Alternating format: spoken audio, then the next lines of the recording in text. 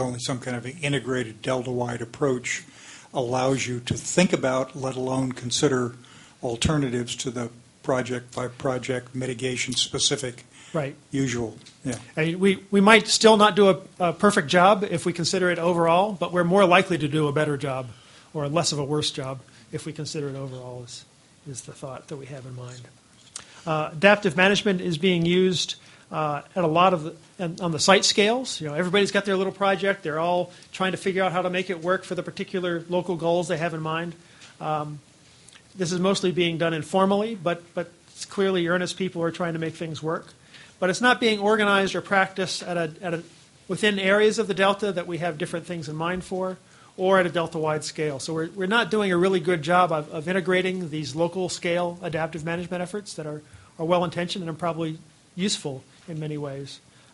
So I think one of the lessons, at least for me in all of this, is we're going to have to figure out a way of integrating adaptive management activities so that it can be successful at local sites for different areas of the Delta, which we might be asking for different things out of, and then how to make that work overall. And we'll have different kinds of scientific activities that are appropriate at these different scales, and we have to make them work together. So this means that I don't just get to abuse Dr. Goodwin. I can also start to abuse the science board when you don't come up with a plan to how to get there?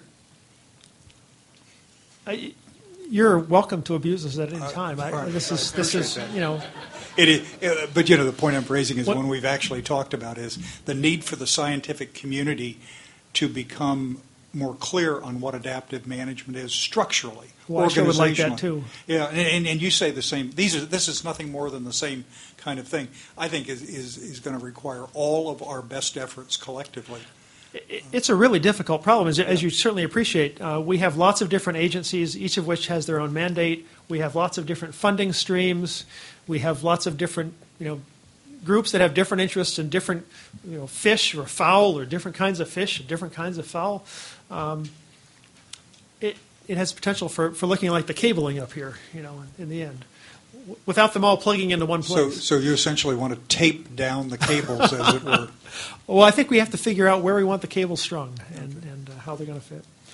We have a draft of this report. Oh, excuse me. Can I interrupt? Of course. In terms of where we want to work, we have 6 restoration areas that we've identified in the Delta Plan that are areas that are believed and we've been advised have the potential for good habitat restoration. Did you take a look at those, and is the science board still of the opinion that those are the right areas?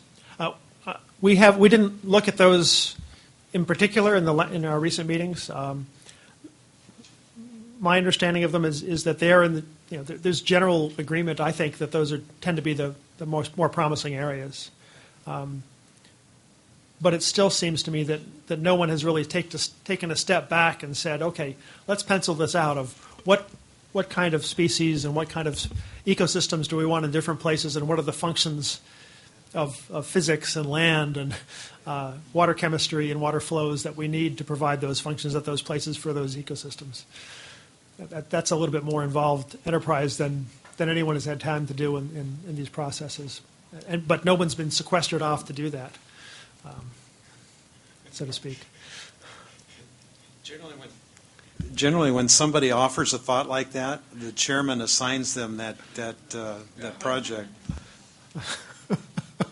Funny thing about that. Well, thanks you for pointing that out. You don't say yes on your own. No. But I think it's the kind of an effort that would require some coordination among agencies with some malice of forethought, so to speak. We have a few anticipated activities coming up. We're going to try to complete some of the reviews on the Chapter 7 and the habitat restoration, I think in fairly good order. We have this looming review of the rest of BDCP, the other 17,000 pages minus 32.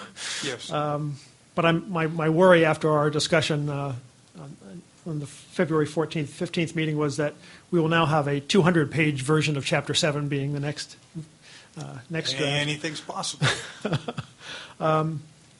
We expect to start some reviews, at least on our schedule. We have reviews to be started on IEP, fish and flows, and a few other topics. And we never know when we're going to get something else presented to us that, much like on the January meeting, we were presented with a very attractive opportunity to review something short. And fortunately, I think we were able to do a good, quick job of it.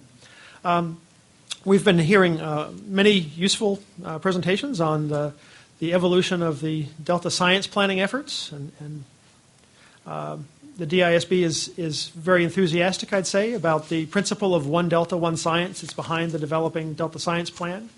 The state interest in Delta management and policy require a much stronger and more independent management of Delta science and monitoring activities, but still keeping it relevant to actual management and policy. That's, I think, always the tension involved in this business.